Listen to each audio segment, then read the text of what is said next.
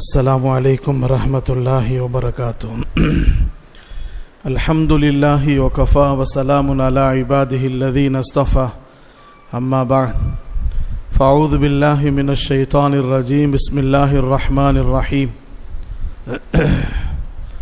وإذ ابتلى إبراهيم ربه بكلمات فأتمهن قال إني جاعلك للناس إماما قال ومن ذريتي قال لا ينال عهد الظالمين. صدق الله العظيم. وقال نبينا محمد صلى الله عليه وسلم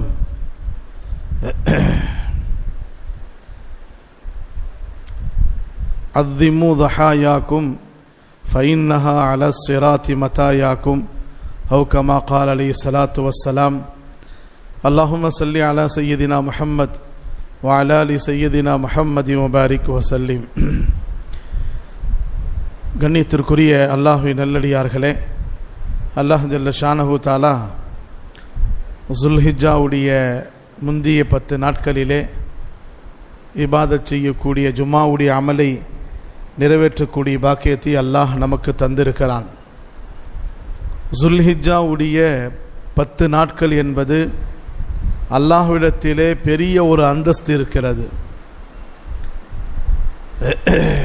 தஃப்சீரிலே வல் ஃபஜ்ரி வலயாலின் அஷ்ர், ஃபஜ்ரின் மீது சத்தியமாக 10 இரவுகளின் மீது சத்தியமாக என்று அல்லாஹ் 10 இரவுகள் சொல்லி சத்தியம் செய்கிறான்.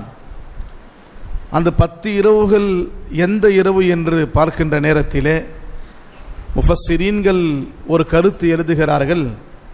ஸுல்ஹிஜ்ஜாவுடைய 10 நாட்களுடைய இரவு அல்லாஹ்விடத்திலே இந்த 10 இரவுகளும் புனிதமிக்க இரவு, அதில் நீங்கள் அதிகமாக இபாதத் செய்யுங்கள் என்று அல்லாஹ் சொல்கிறான். இந்த ஸுல்ஹிஜ்ஜாவுடைய 10 நாட்களிலே எவ்வளவு பெரிய அமலை அல்லாஹ் வைத்திருக்கிறான் என்று நாம் பார்ப்போமேயானால், இந்த ஸுல்ஹிஜ்ஜாவுடைய 10 நாட்களிலே தான் அல்லாஹ் அரஃபாவுடைய ஒரு நாளை வைத்திருக்கிறான். அடுத்த வாரம் நான் சொல்வேன் இன்ஷா அல்லாஹ். அரஃபாவுடைய நாள் என்பது உலகத்தில் மிக சிறந்த நாள். அந்த நாளில் நோன்பு வைத்தால் அல்லாஹ் எவ்வளவு சவாபை தருகிறான். ஹாஜிமார்களுக்கு அந்த நாள் தான் அல்லாஹ்விடத்தில் பாவம் மன்னிக்கப்பட்டது என்பதாக ஏலான் செய்யப்படக்கூடிய நாள் அது. துல்ஹிஜ்ஜாவுடைய 10வது நாள் 4 அமல்கள் ஹாஜிகள் செய்வார்கள். பெரிய ஷைத்தானை கல்லடித்து விட்டு குர்பானி கொடுத்து தலையிலே உள்ள முடியை எடுத்து தவாஃபு ஜியாரத் என்று சொல்லப்படும் அற்புதமான அந்த ஃபரதான அமலை ஹுஜ்ஜாஜ்கள் ஹாஜிகள் செய்வார்கள். அது மட்டுமல்லாமல் ஊரில் இருக்கக்கூடியவர்கள் ஹரம் ஷெரீஃபில் இல்லாமல் உலகத்தில் இருக்கக்கூடிய எல்லா மக்களும் அரஃபாவுடைய நாளில் நோன்பு வைக்கிறோம். நோன்பு ஈது முடித்த பிறகு உடனடியாக வந்து நாம் குர்பானி தருகிறோம். அன்பானவர்களே, 10 நாட்களும் அல்லாஹ்விடத்தில் இபாதத்துடைய நாட்கள். அல்லாஹ் அவ்வளவு பெரிய அந்தஸ்தை இந்த 10 நாட்களில் வைத்திருக்கிறான். கண்ணியமானவர்களே, நான் உங்களுக்கு சுருக்கமான முறையிலே குர்பானி அதனுடைய வரலாறை நான் சொல்லுவேன். அந்த வரலாறை நாம் குர்ஆன் ஷரீஃபில் பார்க்கும் பொழுது அல்லாஹ் ஜல்ல ஷானஹு தஆலா சொல்கிறான். தொடர்ந்து ஹஜ் பற்றி நாம் சொல்லிட்டு வந்தோம். இப்போ குர்பானியுடைய விஷயத்தை நாம் மனசில் பதிவு செய்து முடிந்த அளவு அனைவர்களும் குர்பானி கொடுப்பதற்கு முயற்சி செய்ய வேண்டும். இன்ஷா அல்லாஹ் செய்யலாமா? இன்ஷா அல்லாஹ்.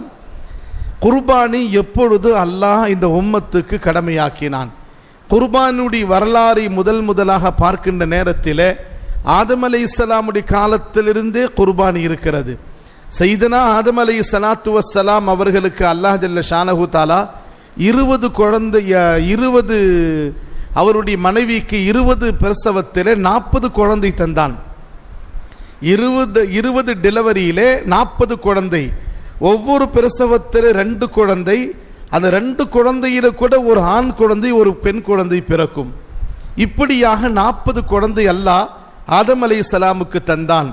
முதல் டெலிவரியில பிறந்த 2 குழந்தைகள், இரண்டாவது பிரசவத்தில் பிறந்த 2 குழந்தைகள், ஆண் பெண் குழந்தைகள்.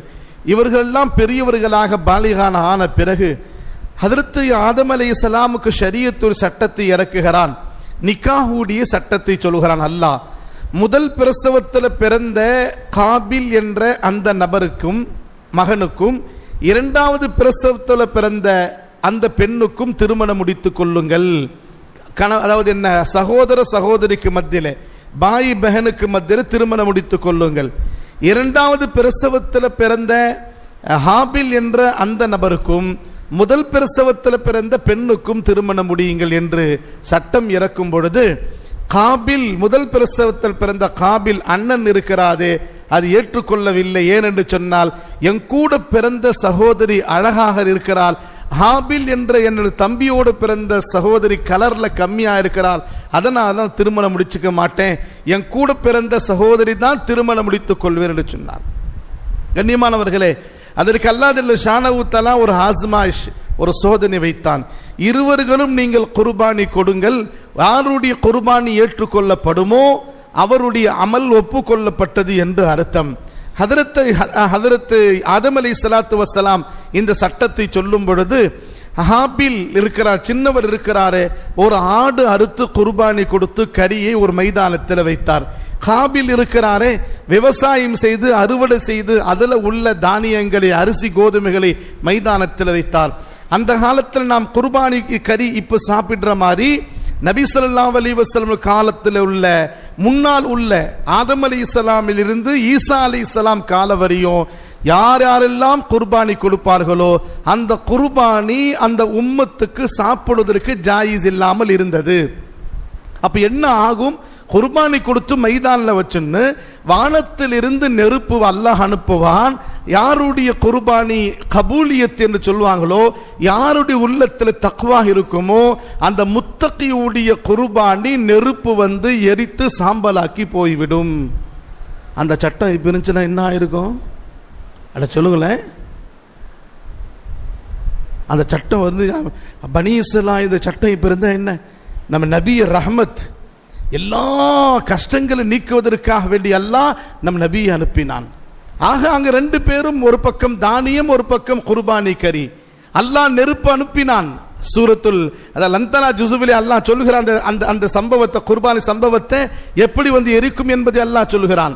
அதே மாதிரி சூரத்துல் மாயிதாவிலே நான் சொல்லக்கூடிய சம்பவத்தை அல்லாஹ் சொல்லுகிறான்.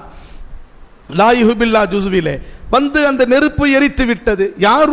யாருடைய குர்பானி ஏற்றுக்கொள்ளப்பட்டது, தம்பியுடைய குர்பானி ஏற்றுக்கொள்ளப்பட்டது. ஹாபில் உடைய அந்த கரியை அவரால் அறுக்கப்பட்ட குர்பானுடைய கரி எரிக்கப்பட்டு விட்டது. அப்ப இவர் அல்லாஹ்விடத்தில் ஏற்றுக்கொள்ளப்பட்டார், அவர் அல்லாஹ்விடத்தில் ஏற்றுக்கொள்ளப்படவில்லை. எனவே ஹாபில் இருக்கிறாரே, அவருக்கு திருமணத்துடைய மணமகள் ஹாபிலோடு பிறந்த தங்கச்சோடு தான் செய்ய வேறு ஷரியத் வந்து விட்டது. அன்பானவர்களே, அல்லாஹ் குர்ஆன் ஷரீஃப்ல சொல்றான், இது கர்ரபா குர்பானன் ஃபதுகுப்பில மின் அஹதிஹிமா வலம் யுதகப்பல் மினல் ஆகர். ரெண்டு பேரும் குர்பானி கொடுத்தார்கள். ரெண்டு பேரில் இருக்கக்கூடிய நபர்களிலே ஒருவருடைய குர்பானி அல்லாஹ் ஏற்றுக்கொண்டான்.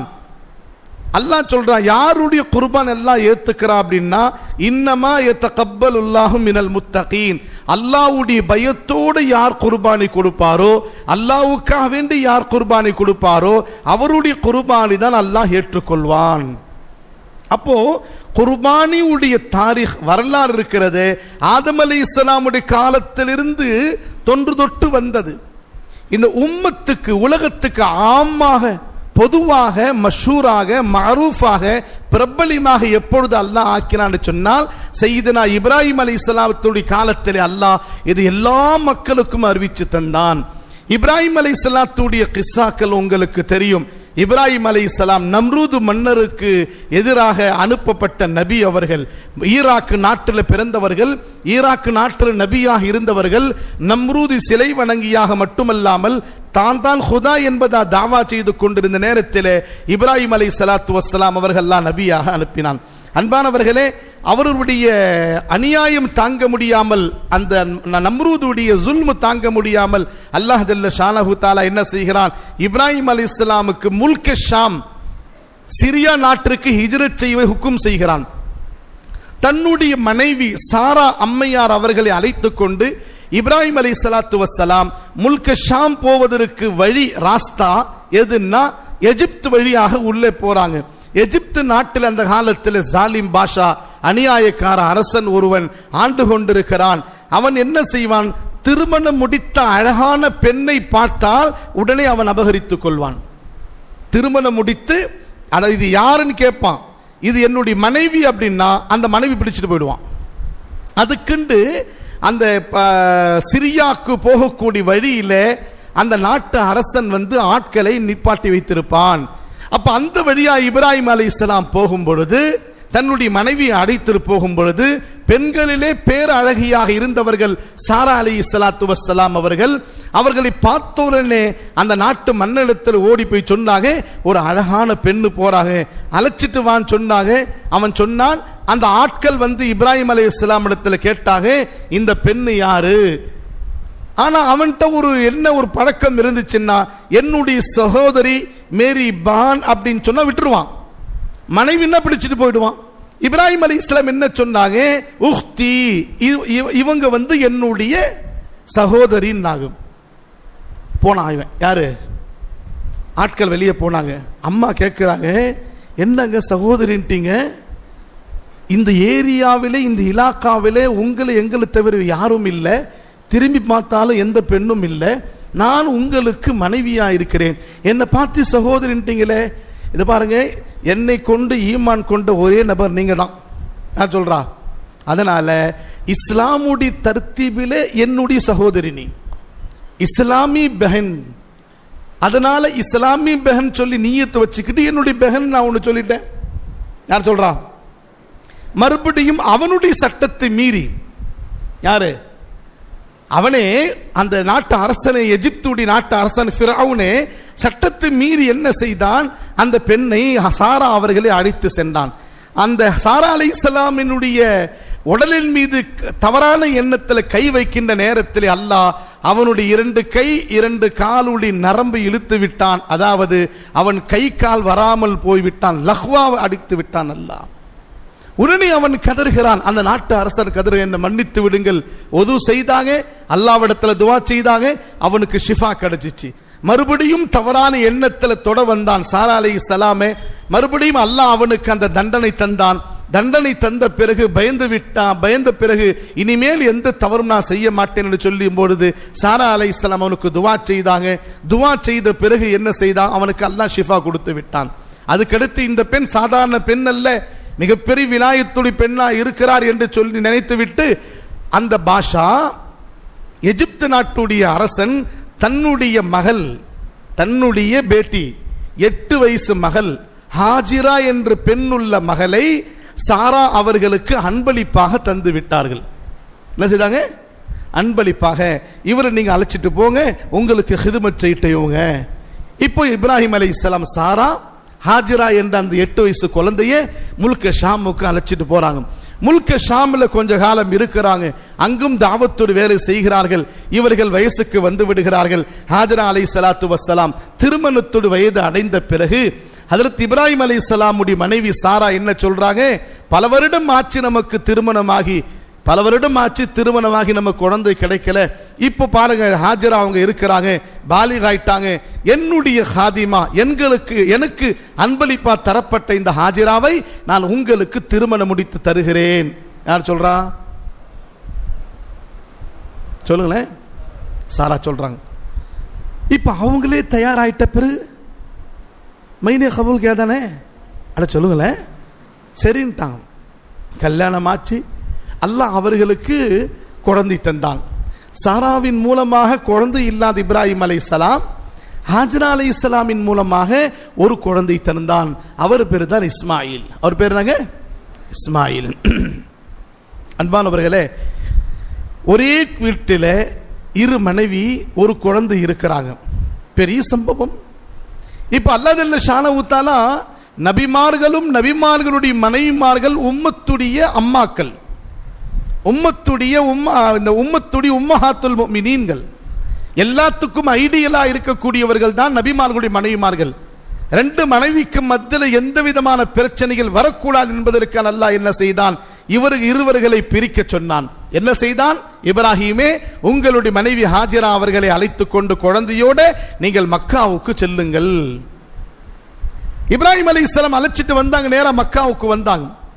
மக்காவில் பார்க்கிறாங்க, ஒரே ஒரு செடி கொடி கூட இல்லங்க. பாலைவன பூமியா இருக்கிறது. மணல் மேடு மாதிரி ஒரு பகுதி. அந்த மணல் மேடு தான் கடக்கால் போடப்பட்டு தண்ணீர் வந்து வெள்ளம் போன பிறகு மணல் காற்று அடித்தால் எப்படி ஒரு இடத்துல மணல் மேடு மூடி இருக்குமோ அந்த மாதிரி மணல் மேடு மாதிரி ஒரு இடம் இருக்கிறது. அதுதான் காபத்துல்லாஹ்வுடைய ஃபவுண்டேஷன். இப்ராஹிம் அலைஹிஸ்ஸலாத்து வஸ்ஸலாம் என்ன செய்தாங்க? அல்லாஹ், இப்ராஹிமே, என்னுடைய வீடு, அந்த வீட்டுக்கு எதிரில் நீங்கள் இந்த குழந்தையும் ஹாஜிரா விட்டு விட்டு சென்று விடுங்கள். வெயில் காலத்துல போய் மரத்துக்கு கீழே நிழல்ல உட்காரலாம், ஒரு மரம் கூட இல்லங்க. எங்கேயாவது வீடு கட்டி இருக்கலாம், வீடு கூட இல்லங்க. எந்த திசை பார்த்தாலும் மலைகளாக இருக்கிறது, பாலைவனமாக இருக்கிறது. இப்ராஹிம் அலைஹிஸ்ஸலாம் விட்டு விட்டு அமைதியா போறாங்க. ஹாஜரா கேட்டாங்க, ஏங்க எங்க போறீங்க? தனியா விட்டுட்டு என்னையும் குழந்தையும். அமைதியா இருந்தாங்க. அல்லாஹ்வுடைய ஹுக்குமா? அல்லாஹ்வுடைய ஹுக்கும். அப்ப திரும்பி பார்க்காம போங்க. யார் சொன்னா? அத சொல்லுங்களேன். போனாங்க இப்ராஹிம் அலைஹிஸ்ஸலாம். போறாங்க போறாங்க போறாங்க போறாங்க. மனசுல ஒரே அவருடைய கவலை, என் குடும்பத்தை தனியா விட்டுட்டு போறேனே. காபாவை நோக்கி அல்லாஹ்விடத்தில் இந்த மலையில மரோவாவுடைய மலையின் பக்கம் போறாங்க. அல்லாஹ்விடத்தில் துவா செய்றாங்க. அந்த துவா அப்படியே குர்ஆன் ஷரீஃபிலே சூரத்து இப்ராஹிம் என்ற சூறாவிலே அல்லாஹ் பதிவு செய்திருக்கிறான், இறக்கி இருக்கிறான். அந்த குழந்தையும் ஹாஜிரா விட்டு விட்டு நடக்க போய் கொஞ்சம் தூரம் அவருடைய முகம் மறைகின்ற நேரத்திலே அல்லாஹ்விடத்தில் துவா செய்தாங்க. ரப்பனா இன்னி அஸ்கந்து மின் துர்ரியதி பிவாதின் கைரி தி ஸர்இன் ஐந்த பைத்திகல் முஹர்ரம். ரப்பே, எந்த செடி கொடி இல்லாத அந்த பூமியிலே பாலைவனத்திலே என்னையும் என்னுடைய மனைவியும் குடும்பத்தையும் நான் விட்டுட்டு வந்திருக்கிறேன் யா அல்லாஹ். அதனால உன்னுடைய பாதுகாப்புல விட்டுட்டு வரேன், உன்னுடைய பாதுகாப்புல நான் விட்டுட்டு வரேன். ரப்பனா லியுகீமுஸ் ஸலா ஃபஜஅல் அஃபியத்தம் மினன் நாஸ் தஹ்வி இலைஹிம் வர்ஸுக் மினஸ் ஸமராத் லஅல்லஹும் யஷ்குரூன். உலக மக்களுடைய கல்வை இந்த காபாவை நோக்கி நீ திருப்பி விடு. இங்கு வந்து வரலாம் வரலாம் வரலாம் போகலாம் போகலாம் என்ற ஆசை உலக மக்களிடத்தில் போட்டுவிடு என்று அல்லாஹ்விடத்தில் துவா செய்தாங்க இப்ராஹிம் அலைஹிஸ்ஸலாம். நமக்கு ஆசை இருக்குதா இல்லையா? அல்ல சொல்லுங்களேன். ஏன் ஆசை வருதுன்னா ஹஜ்ரத் இப்ராஹிம் அலைஹிஸ்ஸலாம் துஆவுடைய பரக்கத்தில் ஆசை இருக்குது. காபாவுக்கு போலாம் போலாம் போலான்னு சொல்லி அங்க போய் தொழுகை நாட்டுவதற்காக வேண்டி, அல்லாஹ் இங்க என்னுடைய இந்த குடும்பத்துக்கு நீ ரிஸ்கை குடியா அல்லாஹ், அல்லாஹ்விடத்தில் துவா செய்து விட்டு சென்றாங்க. அன்பானவர்களே, நீளமான சம்பவம் ரிவாயத்தில் வருது. இப்னு ஹஜர் அஸ்கலானி ரஹ்மத்துல்லாஹி அலைஹி சொல்றாங்க, மாசத்துல ஒரு நாள் இப்ராஹிம் அலைஹிஸ்ஸலாம் முல்க ஷாம்ல இருந்து வருவாங்களாம். என்ன எதுல வருவாங்க? புராக்ல வருவாங்க. எதுல வருவாங்க? அட சொல்லுங்களேன். क्या हजरत नया सुन तो बुराक तो मेराज में जब सुने हैं, अब नया बुराक है ना. புகாரி ஷரீஃபுடைய விரிவுரையாளர் இப்னு ஹஜர் அஸ்கலானி ரஹ்மத்துல்லாஹி சொல்றாங்க, நபிக்குள்ள புராக் அது நபிக்கு மட்டும்தான் சொந்தமானது, அதுல யாருமே உட்காரவில்லை. இவர்களுக்கு ஒரு வாகனத்தை அல்லாஹ் தயார் செய்து வைத்திருந்தான். மாசத்தை ஒரு தடவை வந்து பார்த்துட்டு போவாங்க. 12 வயசு ஆச்சு குழந்தைக்கு. என்னங்க சொன்னால் விளங்குற சக்தி குழந்தைக்கு வந்துச்சு. அந்த நேரத்தில் இப்ராஹிம் அலைஹிஸ்ஸலாம் முல்க ஷாமிலே ஒரு கனவு ஒன்று பார்க்கறாங்க. அந்த கனவு எப்பேற்பட்ட கனவு? தன்னுக்கு 100 வருஷம் கழிச்சு ஒரே ஒரு ஆண் குழந்தை அல்லாஹ் தந்திருக்கிறான்.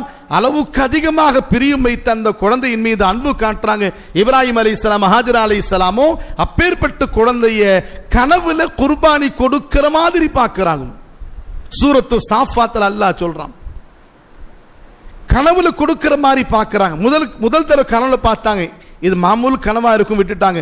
ரெண்டாவது பார்க்கறாங்க, மூணாவது பார்க்கறாங்க. உண்மையிலே நபிமார்களுடைய கனவு கூட வஹியா இருக்கிறது என்று நபி ஸல்லல்லாஹு அலைஹி வஸல்லம் சொல்றாங்களே. அதன் அடிப்படையில் இப்ராஹிம் அலைஹிஸ்ஸலாம் சஃபர் செய்து மக்கத்துல் முக்கர்ரமாவுக்கு வந்தாங்க. வந்து தன்னுடைய மனைவியிடத்தில் சொல்லல, தன்னுடைய மனைவியிடத்தில் அவர் சொல்லவில்லை, மகனை தனியா அழைச்சிட்டு போய் சொல்றாங்க. அல்லாஹ் குர்ஆன் ஷரீஃப்ல சொல்றான், ஃபலம்மா பலக மஅஹு ஸஅய, தன்னுடைய குழந்தை நடக்க ஆரம்பித்து விளங்குற சக்தி வந்தவுடனே என்னுடைய கால யா புனைய, என்னுடைய பிரியமான மகனே. இப்னு அப்படின்னு சொன்னா மகன் சொல்லித்தான் அர்த்தம், இப்னின்னா மகன் அர்த்தம்.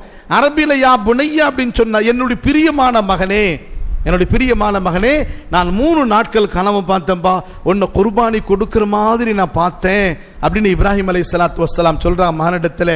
அந்த குழந்தை யோசிக்காமலேயே அல்லாஹ் ஹஜ்ரத் இப்ராஹிம் அலைஹிஸ்ஸலாம் இடத்துல சொல்கிறது, யா அபதி இஃஅல் மா துஅமர், உங்களுக்கு அல்லாஹ் என்ன ஏவுனானோ அதன்படி அமல் செய்யுங்கள்.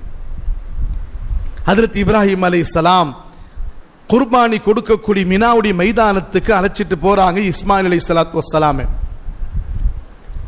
ஆடு அறுக்கக்கூடிய கத்தி எடுத்து கொண்டு போறாங்க. போகும்பொழுது இஸ்மாயில் அலைஹிஸ்ஸலாத்து வஸ்ஸலாம் அவர்களை மல்லாக்கு படிக்க வைக்கிறாங்க. இஸ்மாயில் அலைஹிஸ்ஸலாத்து வஸ்ஸலாம் சொன்னாங்க, அப்பாவே என்னுடைய ஆடை கழித்து விடுங்கள். என்னை அறுக்கின்ற நேரத்தில் ரத்தம் ஆடையில பட்டால் அந்த துணியை பார்த்து என்னுடைய அம்மா நினைச்சு அழுவாங்க. அதனால ஆடை கழட்டி விடுங்கள். என்னுடைய கண்ணிலே நீங்கள் துணியை கட்டி விடுங்கள். ஏன்னா நீங்கள் என்னை அல்லாஹ்வுக்காக நீ குர்பானி கொடுக்கும் பொழுது என்னுடைய கண்ணை நீங்க பார்த்தீங்கன்னா அல்லாஹ்வுடைய பிரியத்தை விட என்னுடைய பிரியம் உங்களுக்கு அதிகமாக வந்துவிடும். ரொம்ப நாள் கழிச்சு நான் பிறந்திருக்கிறேன், அல்லாஹ்வுடைய ஹுக்கும் நிறைவேற்றுவதிலே உங்களுக்கு தாமதமா லேட் ஆயிடும். உடனே கண்ணில் கண்ணு கட்டு, இது துணி கட்டுங்க. யார் சொன்னா சொல்லுங்களேன். அதுக்கடுத்து என்ன செய்தாங்க? என்ன மல்லாக்கு படுக்க வைக்காதீங்க, என்னுடைய முகத்தை பார்த்து கூட உங்களுக்கு இரக்கம் வரும். என்னை ஒரு கழுத்தை படுக்க வையுங்கள். ஃபலம்மா அஸ்லமா வதல்லஹு லில் ஜபீன், என்னுடைய கண்ணம் இந்த பூமியோட ஒட்ட விடுங்கள். எல்லாத்தையும் செய்தாங்க இப்ராஹிம் அலைஹிஸ்ஸலாத்து வஸ்ஸலாம். கடைசியாக அந்த குழந்தை படுக்க வைத்து குர்பானியுடைய அந்த கத்தி எடுத்து தொண்டையில வைத்து வேகமாக அறுக்கிறாங்க. முழு சக்தியை கொண்டு அறுக்கிறாங்க. அறுபடல, பயந்துட்டாங்க இப்ராஹிம் அலைஹிஸ்ஸலாத்து வஸ்ஸலாம். அல்லாஹ்வுடைய ஹுக்குமா நிறைவேற்றுகிறேனா? அல்லாஹ் சொல்லி இதுவரையும் தாமதப்படுத்தியதில்லை இப்ராஹிம் அலைஹிஸ்ஸலாத்து வஸ்ஸலாம்.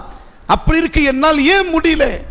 முழு பலத்தோடு அறுக்கின்ற நேரத்தில் தான் வனாதைனாஹு ஐயா இப்ராஹிம் கத் சத்தக்த ருயா இன்னா கதாலிக நஜ்ஸில் முஹ்ஸினீன். ஏ இப்ராஹிம், அல்லாஹ் அழைக்கிறான், கூப்பிடுகிறான். கனவை நீங்கள் உண்மைப்படுத்தி விட்டீர்கள், உங்களுடைய அமல் மிகப்பெரியது. இன்ன ஹாதா லஹுவல் பலாவுல் முபீன். உங்களுக்கு நான் கொடுத்த இம்திஹானிலே, உங்களுக்கு நான் கொடுத்த பரீட்சையிலே, உங்களுக்கு கொடுத்த சோதனையிலே மிகப்பெரிய சோதனை இதுதான். மக்காவில் நீங்க போனீங்கன்னா மினாவுடைய டென்ட் லெஃப்ட் சைடில் பார்த்தா ஒரு மலை இருக்கும். அந்த மலையில ஒரு கும்பது மாதிரி கட்டி வச்சிருப்பாங்க. ஜிப்ரீல் அலைஹிஸ்ஸலாத்து வஸ்ஸலாம் இஸ்மாயில் அலைஹிஸ்ஸலாத்து வஸ்ஸலாமுக்கு பகரமாக பதிலாவிலே சொர்க்கத்திலிருந்து ஒரு ஆட்டை கொண்டு வந்தாங்க. எங்கிருந்து சொல்லுங்களேன்? மக்காவுடைய மார்க்கெட்ல வாங்கப்பட்ட ஆடல்ல அது, சொர்க்கத்திலிருந்து அந்த ஆட்டை கொண்டு வந்தாங்க. ஜிப்ரீல் அலைஹிஸ்ஸலாத்து வஸ்ஸலாம் அந்த ஆட்டை கொண்டு வராங்க. இவர்னால் இந்த குழந்தை அறுக்க முடியல. வனாதைனா ஐயா இப்ராஹிம், ஓ இப்ராஹிமே என்று சப்தம் வந்த உடனே இந்த சப்தம் எங்கிருந்து வருகிறது திரும்பி பார்க்கறாங்க. அந்த மலை அடிவாரத்தில் ஜிப்ரீல் அலைஹிஸ்ஸலாத்து வஸ்ஸலாம் நின்று கொண்டு ஆடோடு நின்று கொண்டிருக்கிறாங்க. அப்படி இறங்கின உடனே ஹஜ்ரத் ஜிப்ரீல் அலைஹிஸ்ஸலாத்து வஸ்ஸலாம் என்ன சொல்றாங்க? அல்லாஹு அக்பர், அல்லாஹு அக்பர். யார் சொல்றா? சொல்லுங்களேன். உடனே இப்ராஹிம் அலைஹிஸ்ஸலாத்து வஸ்ஸலாம் லா இலாஹ இல்லல்லாஹு அல்லாஹு அக்பர். படுத்திருந்த இஸ்மாயில் அலைஹிஸ்ஸலாத்து வஸ்ஸலாம் எழுந்து நின்று கொண்டு அல்லாஹு அக்பர் வலில்லாஹில் ஹம்து, இந்த 3 பேருடைய தக்பீர் சேர்த்து தான் நாம் ஓத போற இன்ஷா அல்லாஹ் அரஃபா நாள். நம்ம அதிகமா எப்படி ஓதுறோம்? அல்லாஹு அக்பர், அல்லாஹு அக்பர், அல்லாஹ். என்ன தக்பீர் இதெல்லாம்? கம்பீரமா சவுண்ட் போட்டு படிக்கணும் ஆண்கள். அல்லாஹ்வுடைய வஹதானியத்தை நாம சொல்கின்ற அல்லாஹ்வுடைய தக்பீர் சொல்லும் பொழுது சப்தமிட்டு சொல்லணும். ஈத்கா மைதானத்துக்கு போகும்போது கூட ஈதுல் ஃபித்ர்ல ஒரு மாசம் நோன்பு வச்சு ரொம்ப இதுவா இருக்கும், அதெல்லாம் மெதுவா சொல்லிட்டு போனாங்க நபி ஸல்லல்லாஹு அலைஹி வஸல்லம். ஈதுல் அல்ஹால வீட்டிலிருந்து நீங்கள் ஈத்கா மைதானத்துக்கு போகும் பொழுது சப்தம் இட்டுட்டே போகணும். அல்லாஹு அக்பர், அல்லாஹு அக்பர் தக்பீர் சொல்லிட்டே போகணும். போலாமா இன்ஷா அல்லாஹ்? அப்ப ஜிப்ரீல் இறங்குறாங்க அல்லாஹ்வுடைய தக்பீரோடு. அல்லாஹு அக்பர், அல்லாஹு அக்பர். இப்ராஹிம் அலைஹிஸ்ஸலாம் சொல்றாங்க லா இலாஹ இல்லல்லாஹு அல்லாஹு அக்பர். இஸ்மாயில் அலைஹிஸ்ஸலாம் எழுந்து நின்று சொல்றாங்க அல்லாஹு அக்பர் வலில்லாஹில் ஹம்து. இது ஒரு வரலாறு. என்ன செய்தான் அல்லாஹ்? கடைசி அல்லாஹ் அவர்களுக்கு 7 விதமான கிஃப்ட் இனாமி அல்லாஹ் தர இப்ராஹிம் அலைஹிஸ்ஸலாமுக்கு. அதுல 2 முக்கியமானது என்ன தெரியுமா? இப்ராஹிமே இந்த ஒரு குர்பானியை வதரக்னா அலைஹி ஃபில் ஆகிரீன், பின்னாடி வரக்கூடிய கியாமத் நாள் வரை வரக்கூடிய மக்களுக்கு நான் இது ஒரு சுன்னத்தாக ஆக்கி விடுகிறேன் அல்லாஹ் சொல்லிவிட்டான். இரண்டாவது ஃபபஷர்னாஹு பிஇஸ்ஹாக நபிய்யம் மினஸ் சாலிஹீன், உங்களுக்கு ஹாஜிராவின் மூலமாக பிறந்த குழந்தை அது குர்பானி கொடுப்பதற்கு நீங்கள் தயாராகி விட்டீர்கள் இப்ராஹிமே. 100 வருடம் காலம் ஆகியும் குழந்தை பிறக்காத ஹஜ்ரத் சாரா அவர்களுக்கு நான் இஸ்ஹாக் என்ற பெயருள்ள குழந்தை உங்களுக்கு சுப செய்தி சொல்கிறேன் அல்லாஹ் சொன்னான். இங்க குர்பானி கொடுத்த காரணத்தினால இஸ்ஹாக் என்ற குழந்தை சாரா அலைஹிஸ்ஸலாமின் மூலமா அல்லாஹ் தருகிறான். அந்த இஸ்ஹாக் அலைஹிஸ்ஸலாமின் மூலமாகத்தான் ஆயிரக்கணக்கான நபிமார்களை அல்லாஹ் தந்தான். ஹஜ்ரத் சாரா இப்ராஹிம் அலைஹிஸ்ஸலாமுக்கு தன்னுடைய பங்கை விட்டு கொடுத்தார்கள். ஹாஜிராவை திருமணம் முடித்து கொடுத்தார்கள். அந்த குழந்தை குர்பானி கொடுப்பதற்கு முன் வந்த காரணத்தினால சாராவின் மூலமாக ஆயிரக்கணக்கான நபிமார்களை அல்லாஹ் உருகுவதற்கு காரணமாக இஸ்ஹாக் நபி அல்லாஹ் ஆக்கினான். 7 இனாமில 1 என்ன, இந்த குர்பானி கியாமத் வரை இருக்கும். ஆம்மா அல்லாஹ் ஆக்கி விட்டான். இரண்டாவது இப்ராஹிம் அலைஹிஸ்ஸலாமுக்கு சாரா அலைஹிஸ்ஸலாம் மூலமாக இஸ்ஹாக் என்ற நபி அல்லாஹ் தந்தான். நமக்கு என்ன அர்த்தம் கிடைக்கும்? நமக்கு பிறக்கக்கூடிய பிள்ளைகள் அவுலியாக்களாக பிறப்பார்கள் இன்ஷா அல்லாஹ். நபிமார்களுடைய தர்வாசா பந்தாயிடுச்சு. நம்முடைய பேரப்பிள்ளைகள் நம்முடைய காந்தான்ல சாலிஹீன்கள் உருவார்கள். யாருடைய குடும்பத்தில் அல்லாஹ்வுக்காக குர்பானி கொடுப்பார்களோ அந்த குடும்பம் அல்லாஹ்வுக்கு மத்தியிலே அல்லாஹ்விடத்தில் நெருக்கமான குடும்பமாக இருக்கும் இன்ஷா அல்லாஹ். செய்யலாமா இன்ஷா அல்லாஹ்? இது இப்ராஹிம் அலைஹிஸ்ஸலாம் காலத்திலே இந்த உம்மத்துக்கு ஆமா அல்லாஹ் ஆக்கிவிட்டான். சரி, இப்ப நம்முடைய உம்மத்துக்கு நபி எப்போ கடமையாக்கினாங்க? ஒரு தடவை சஹாபாக்களுக்கு மஸ்ஜித் நபவியிலே பயான் செய்யறாங்க நபி ஸல்லல்லாஹு அலைஹி வஸல்லம். பயான் செய்யும் போது முதல் வருஷமே நபி ஸல்லல்லாஹு சொல்றாங்க, எல்லாமே குர்பானி கொடுங்க, உத்ஹியா கொடுங்க. உத்ஹியா அரபியில குர்பானிக்கு சொல்லுவாங்க. நம்ம தமிழ்ல இது உருதுல குர்பானின்றோம். உத்ஹியா கொடுங்க, உத்ஹியா கொடுங்கன்னாங்க. சஹாபாக்கள் கேட்டாங்க, மஹாதில் அதாஹி யா ரசூலல்லாஹ், உத்ஹியான்னா என்ன எங்களுக்கு புரியல. அப்ப சஹாபாக்கள் நபி ஸல்லல்லாஹு சொன்னாங்க, சுன்னத் அபீக்கும் இப்ராஹிம், உங்களுடைய தந்தை இப்ராஹிம் அலைஹிஸ்ஸலாமுடைய சுன்னத்தா இருக்கிறது. ரைட்டு, வமாலனா ஃபீஹா யா ரசூலல்லாஹ், அதில் எங்களுக்கு என்ன ஃபாயிதா? பிகுல் ஷாரத்தின் ஹசனா, ஒரு குர்பானி ஆடோ மாடோ ஒட்டகம் நீங்க தரீங்கன்னா அதனுடைய உடம்புல எத்தனை கோடி முடி இருக்குமோ அத்தனை கோடி சவாபை அல்லாஹ் உங்களுக்கு தருவான். கொடுக்கலாமா இன்ஷா? சொல்லுங்களேன். அதனால குர்பானியுடைய நாள் இருக்கிறது ஜுல்ஹிஜ்ஜாவுடைய 10வது பிறை காலிலிருந்து அதே மாதிரி ஜுல்ஹிஜ்ஜா பிறை 12 சூரியன் மறைகின்ற வரை நமக்கு நாள் இருக்கிறது. அதனால குர்பானுடைய தயாரிப்பை இப்பிலிருந்தே நீங்கள் தயாரிக்க ஆரம்பித்து விடுங்கள் இன்ஷா அல்லாஹ். மாடு வாங்குவது என்னென்ன நம்ம தயாரிப்பு செய்ய வேண்டுமோ அதுக்குள்ள தயாரிப்புகள் செய்யுங்க இன்ஷா அல்லாஹ். செய்யலாமா இன்ஷா அல்லாஹ்? பாருங்க, நம்ம குர்பானி வருஷத்து ஒரு தடவை தான் கொடுக்கிறோம்.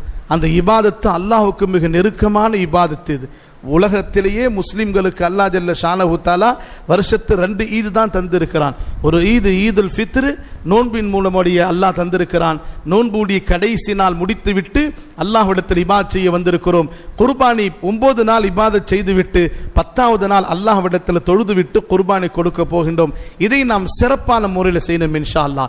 நபி ஸல்லல்லாஹு அலைஹி வஸல்லம் ஹதீஸ்ல சொல்றாங்க, தஈஃபான ஹதீஸ் வருகிறது, இருந்தாலும் தர்கீபுக்காக வேண்டி பெரியார்கள் சொல்றாங்க, அதாவது என்ன, அஸ்ஸிமு தஹாயாக்கும் ஃபஇன்னஹா அலா ஸிராத்தி மதாயாக்கும், உங்களுடைய குர்பானி நல்ல தடகாத்திரமாக குண்டான ஆடையோ மாடையோ நீங்கள் கொடுங்கள். ஏன்னா சிராத்துல் முஸ்தகீமுடைய அந்த பிரிட்ஜ் நம்ம கடந்து போனோமே அதுதான் உங்களுக்கு வாகனமாக வண்டியா இருக்கும்.